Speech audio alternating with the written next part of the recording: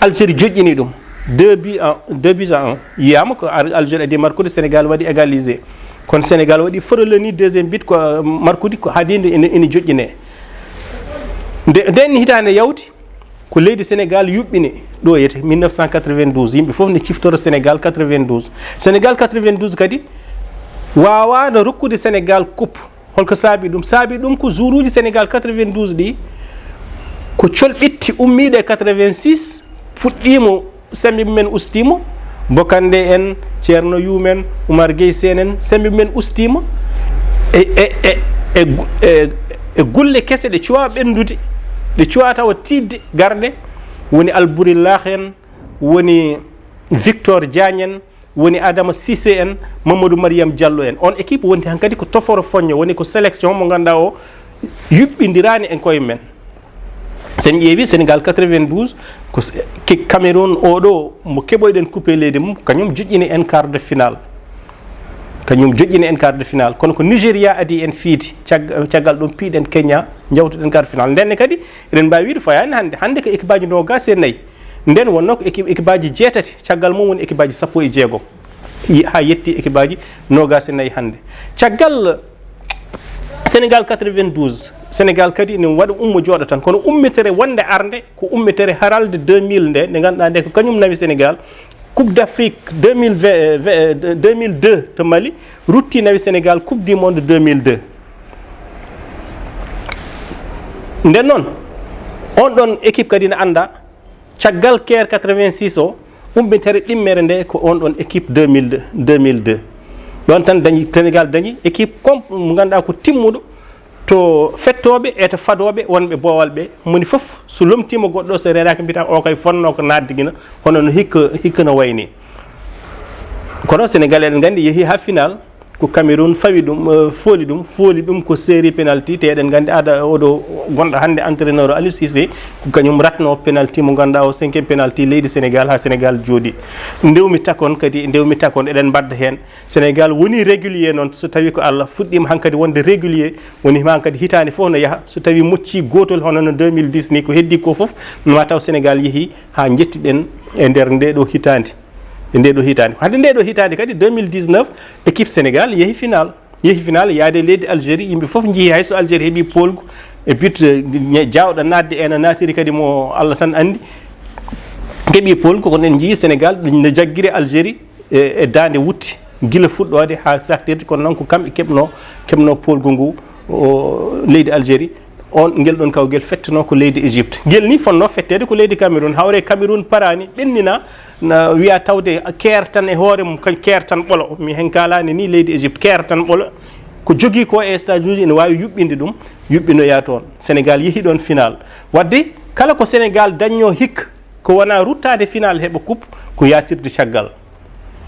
hono no Algérie yatiri ni caggal ene gasa taw ko ardude yimmi walla sikkude hoolade hoore mum ha ɓurto joƴƴini ɗum kala ko wawi hen wonde hikka noon Allah walli leydi Sénégal woni dañi hoodere adande jogorde takkede e simisaji ɗeɓe ɓornoto woni dañi ko ni tan noon fuɗɗorto saabu leydi Côte d'Ivoire ko ni fuɗɗorino ɗo e Sénégal 92 haade mum ƴettitoyde lawol mum ɗimmol joni kadi sa rendini foof mataw guila 1957 faade hande leyɗele 54 nane nder Afrique ko leyɗele 15 tan nawi coupe ɓurɗo hewde o ko Égypte laabi 7 dewɗo hen o ko Cameroun laabi 4 dewɗo hen goɗɗo o ko Ghana ko laabi 5 dewɗo hen goɗɗo o ko Ghana laabi 4 nde équipe aji goɗɗi puɗɗi arde ko adine eɗen gaari équipe nawɗo goto jonde sa ƴeewi jonde e Sénégal woni leydi 15 ɓiiri e leyɗele 54 mendi nawde coupe ɗum ɗo foof kadi ne holliri wonde football e nder Afrique won leyɗele tan jogui ɗum jogui hemi mum so tawi mi tonggui tan e dartol hay so tawi mi ɓafti ko ɗum ɗo mbawnomi haalde e namdal gadanal ngal ɓaftoɗa ko hunde wande fayida nde tawno ene jojji yimɓe ganda tarih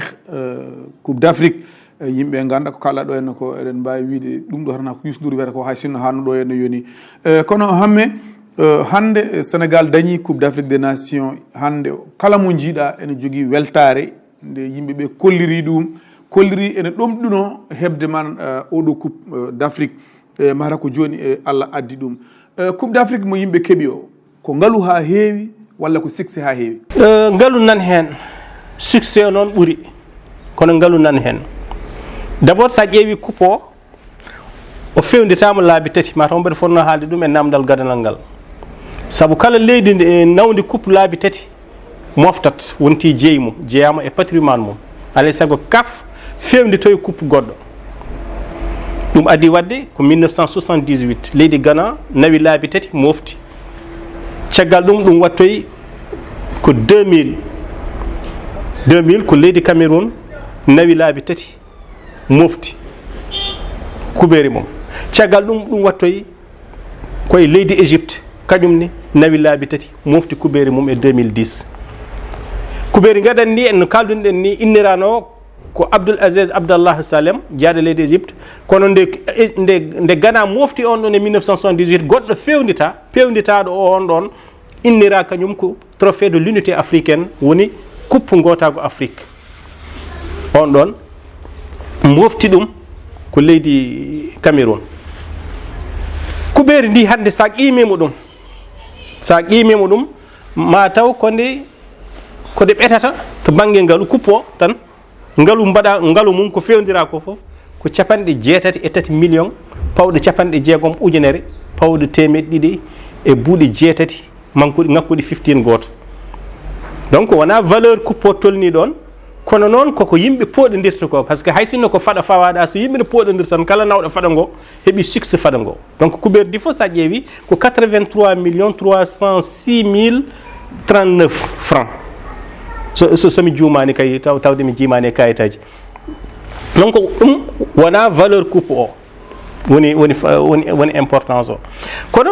importance o ko foɗodirde leyɗele ha nawa coupe o joni gartam ɗam mbiɗa beele ko ɗum gartam walla kañum ko ɗum fartange ko succès tan ko woni o tan woni oɗo ko ɓuuri ko hen hewde ko woni o saabu leydi Sénégal heblori coupe d'Afrique oɗo ko 5 milliards leydi Sénégal laamu ngu ko wi ɗum ɗo joɓoton hôtel ɗum ɗo woni primaji mon ɗum ɗo woni transport mon ɗum ɗo woni jobde avion ɗum ɗo ñamoton ɗum ɗo woni jaraton ɗum ɗo lototo ɗon ɗum ɗo fof so rendinama Sénégal qimino ko so tawi yeehi final ina foti wadde hen 5 milliards ɗum yaltina woni budget mo Sénégal nawi o coupe o tan e ɓolo ko 63 millions wona milliard donc gartam waɗat saabu kala équipe jaltuɗo premier tour aɗa jogui prime ko million ngaji kewɗi kala jawtuɗo quart de final aɗa jogui prime mbe sikki somi juumani ko 680 millions ɗon taw tolni quart de final kala ummiɗo quart de final ari e demi final a yettima milliard pawɗo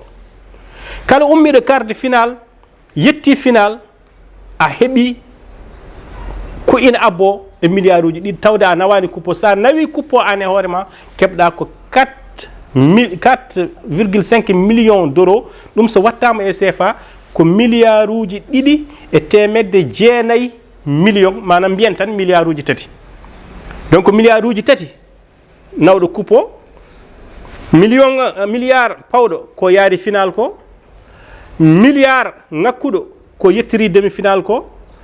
million ngaji ɗe o yettiri quart de final ɗi million ngaji ɗe o yettiri huitiéme de final ɗi so rendinama ɓuuri 5 millions mo leydi Sénégal waɗi o hen taw en kala noon prime ndeɓe garti nde ga e koɓe dokka ko gayre firti wonde ko wona Ngalu kono noon kadi ina waɗi Ngalu ngu holɗum Ngalu ngu ko duusoɓe équipe national o duusoɓe équipe national o wonkoɓe mbaɗata hen kono kadi won gartam ɗum jogini ɓen ɗon duusoɓe to banggue wawde ɗumen tinede e promotion men e nder aduna o kono ko laaɓi ko tan ko leydi Sénégal dañi ko woni o te kadi yimɓeɓe kewani hiisade Ngalu ngu ni saabu wona ɗum woni importance woni fayida o ko leyɗele Afrique fof ndendi ina poɗodiri ko leyɗele 54 guila éliminatoire ha yetti final leydi Sénégal woni premier e nder Afrique ko woni o ɓuuri hewde hen saabu sa ƴeewi ñande dimanche 6 lewru février sa yurnitima e internet ko ƴeewi leydi Sénégal holko woni holto nde heedi hol kamɓe ko yurni ko ɗum tan le clique tan ƴimiɗa e nder YouTube ma taw ko milliard uji clic tawata woɗɓe ɓe ganduɗa ɓe ko yiɗɓe football anduɓe ɗum leyɗele arabe ɓe ganduɗa ɓe ko ina jogui kañumen wadde investir jiiɗi wadde investir tan koye nder football ko ɗo jiiɗo Sénégal e nawgol coupe ngol jiiya meeɗa yiide ɗon Sénégal donc oustad Aliou Sall mo haala o wi ndeɓe jeehi makkatal moukarram hedde caggal 2002 ndeɓe soɓe mbi ko Sénégal so waji ɓe so jii drapeau Sénégal suka safara ɓe mbiyama El Hadji Diouf aɗa sa yii ha makkatal moukarram a wiyama El Hadji Diouf a wiyaka El Hadji Malick a wiyaka Serigne Touba a wiyaka Cheikh Oumaroul Fouti El Hadji Diouf firti ko ɗum nawa inde ina rokko woni o noon e inde nde ɓuuri hen hewde saabu sa ƴeewi joni gaga ko Sénégal feeri ko yoɓe jaaru yoɓe kebloro yoɓe gone gonko moƴƴo ɗum koko feeñi ko tan kono koɓe garti ko koɓe totta ko ɗum ɗo fof kadi so rendinama koɓe totta ko ɗo tan ko milliard uji ɗiɗi pawɗi tawata koto banggue haalis ɗum jiidani e terreji ɗi jiidani e goɗɗum kono ko woni o ko ɗum jibini ko to banggue woni ko ɗum ɓuuri hewde gartam ko ɗum jibini ko to banggue haalis